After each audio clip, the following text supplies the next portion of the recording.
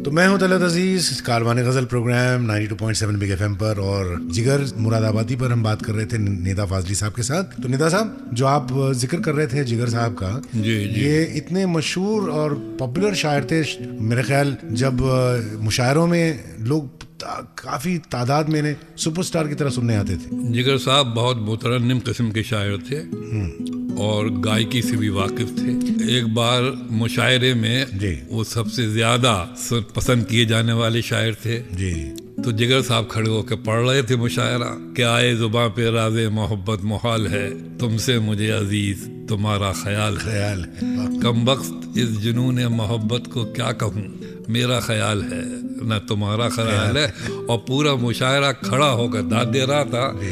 बेगम अख्तर साहिबा जी अपने कार में पार्क किए हुए कलाम सुन रही थी, काफी दूर पीछे। जी हाँ, और जिगर के कलाम सुनकर और उनका तरन्नुम सुनकर जी वो इतनी फरिफ्ता हो गई कि तलत साहब उन्होंने जिगर साहब के कलाम से इतनी मुतासिर हुई कि उन्होंने फौरन अपने पर्स में से पेन निकाला और एक चिट्ठी लिखी कि जिगर साहब, आपका कलाम सुना, मैं बहुत मुतासिर हूँ, मैं आपसे शादी करना चाहती हूँ।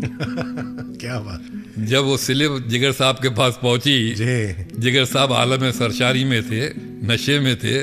चिट्ठी पढ़ी उन्होंने और पढ़ने के बाद अपने कलम से उसी चिट्ठी पे लिखा कि मोहतरमा, आपने दूर से मेरा कलाम सुना है, करीब से मुझे देखा नहीं। और जिगर साहब को कुदरत ने बहुत मामूली चेहरे का आदमी बनाया था। वैसे जिगर साहब इतने बड़े शायर थे, इतना बड़ा नाम है उनका, आज भी लोग सुनते हैं। मैं अभी मुरादाबाद गया था, उनका शहर, और तो वहाँ पर काफ़ी लोग आ गए थे तादाद में, हज़ारों में, और कहने लगे साहब आप मुरादाबाद आए तो जिगर का कलाम नहीं सुनाएंगे? तो मैंने कहा बिल्कुल ज़रूर सुनाऊंगा।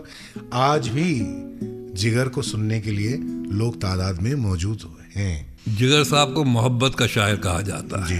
और जैसे मैंने अर्ज किया, अपनी बीवी को तलाक देने के बाद उनके अंदर एक गिल्ट सेंस डेवलप हो गया था, और जब दोबारा शादी हुई तो उनका सिर्फ एक शौक था कि जब भी वो किसी मुशायरे में जाते थे, मुशायरे के बाद रुखसत होने से पहले किसी साड़ी की दुकान में जाते थे, इकट्ठी साड़ियाँ खरीदते थे। अच्छा, ये पता नहीं था मुझे कैसे। इकट्ठी साड़ियाँ खरीदते थे, और जब लोगों ने पूछा कि ये किसके लिए खरीद रहा है, कहने नसीम के लिए, वो उनको प्रेजेंट करते थे। और निहायत बाअखलाक आदमी थे।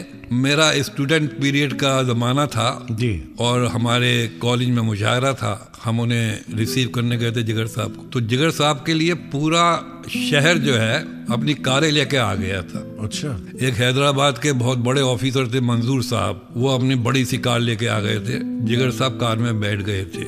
जब हमें उन्होंने तांगे में आते हुए देखा, वॉलंटियर्स थे हम, तो जिगर साहब ने कार रुकवाई। कह लगे मैं इन स्टूडेंट्स के साथ जाऊंगा। अरे वाह। और उतर के तांगे में बैठ गए और हम चले आए। क्या बात है, वाह वाह। जिगर साहब के बारे में आप ताज्जुब करेंगे, शकील बेदायूनी ने अपनी लाइफ में लिखा है, अपनी ऑटोबायोग्राफी में, कि शकील साहब की शोहरत हो गई थी बहुत ज्यादा। तो एक मुशायरे में लोग उन्हें सदर बनाना चाहते थे, शकील साहब को, और शकील साहब ने माइक पे आके कहा, नहीं, जिगर साहब की मौजूदगी में ये मेरे लिए मुनासिब नहीं है कि मैं सदर बनूं।